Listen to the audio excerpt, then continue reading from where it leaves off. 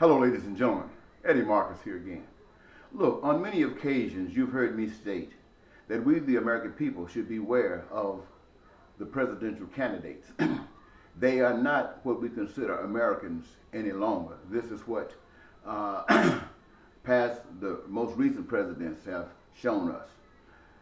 What I'm actually trying to say to you, ladies and gentlemen, is this, is that as you can see, our nation has been basically sold from under us. I know most of you who are out trying to make ends meet from day to day to week, you don't even know what's going on. The only thing that you get as far as little outside information other than what you meet every day, going to your job if you got one or coming back, is little tidbits that they put on ABC, CBS, NBC, CNN, and Fox. They don't give you any news. They just tell you what they want you to hear and keep you blinded. And you go along and you vote for people who don't care anything about you. Now let me tell you why I'm saying this. You have people who have in government who call themselves important, who look after themselves, who look after big businesses and money, who don't care about you at all.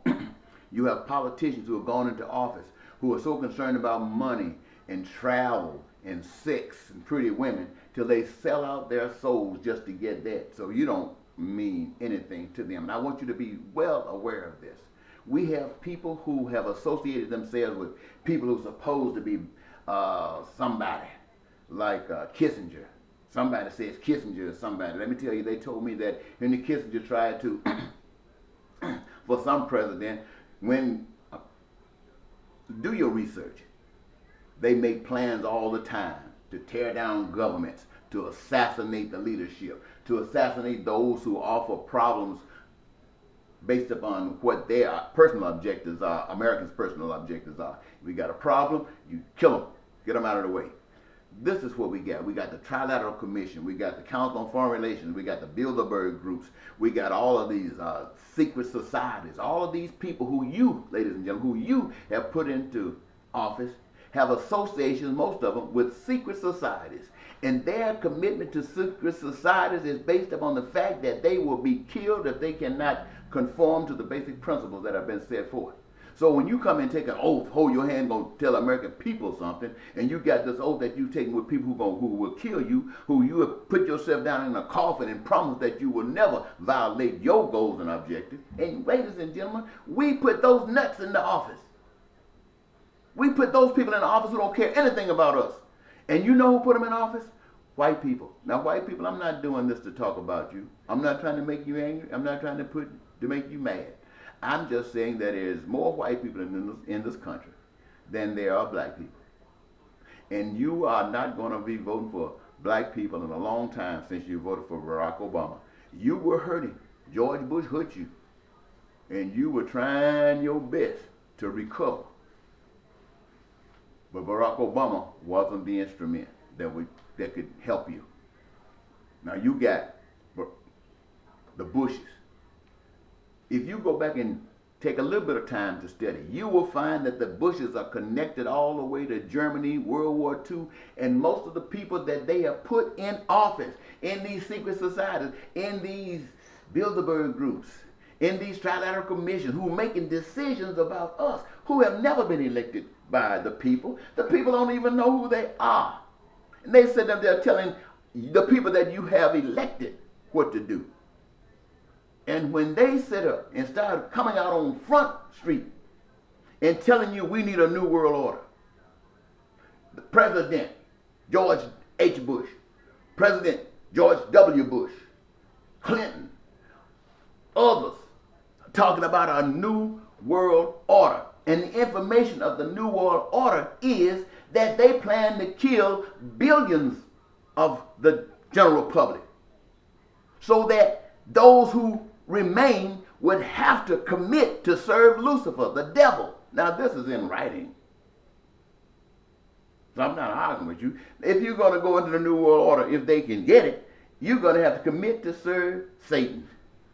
And hear what they have done, ladies and gentlemen, coming up with situations that would allow them to cause martial law in this country. So hopefully the United Nations and those who are heading the agenda of the New World Order can come into power and take over America. And once you take over America, you've basically taken over the rest of the world, because America is the world's army. America is the world's police. So once you take over America police, you got the rest of the world bound. Unless you got some SS, or what you call them, ISIS guys out there lining up with Russia. Hey, that's just the way the ball is bouncing. Look at when the World Trade Center fell. Kissinger, this is a great time to consider the New World Order. You got Rockefeller saying all it takes is some great, ambitious or catastrophe, maybe like a spaceship coming out of the sky, and everybody will say, let's get one world, we'll all come together. And then they can really slaughter us. They can really do all of the dirty, low-down things they want to do to us. How do you think you feel when your president, George W. Bush, sitting down somewhere in another Texas somewhere in some school, listening, playing a game like he's loving the kids, while the agenda that they have set in motion is in operation? Planes in the buildings, if they were planes. Missiles into buildings, if they were missiles. Planes falling out the sky, if they were planes. And then you got the vice president down in the ground somewhere making sure that nobody can stop this stuff until it takes place. And after it's taken place, then George Bush ready to stick his head up and start talking about terrorism. Ladies and gentlemen, let me tell you something. America, I'm going to say this, and I hope you do not be offended. I've lived here in America, and I've spent some places doing the military. You Americans think you're the smartest people on the face of the earth.